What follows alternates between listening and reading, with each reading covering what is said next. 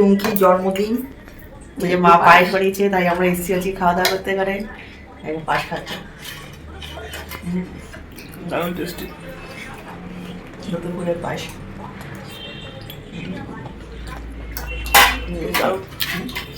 আজকে বেশি ভালো হচ্ছে। আজকে তো দুধটা অনেকক্ষণ জাল, আগের তো সেরকম ভাবে ইয়ে করে না।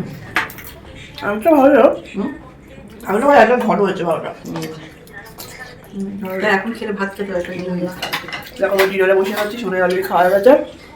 খাওয়ার মধ্যে রুমকির প্রিয় কপি, ফুলকপি ভাজা আর ডাল, ফুলকপি ভাজা। ও এটা বলে আর কিছু লাগে না। রাজু ভাত দেবো একটু, অল্প একটু, না আর ভাত খেতে পর না না খেয়ে নিয়ে আপাতত লাগবে শোনাই। ভাজা খাচ্ছে, শোনা ভাজা, ও ভাজা আলু দিলেও খাবে, মাংসের একটা চিড়ে একটু ভেঙে দিলেও খেয়ে নেবে, তাই না? শোনাই আলু ফেভারিট।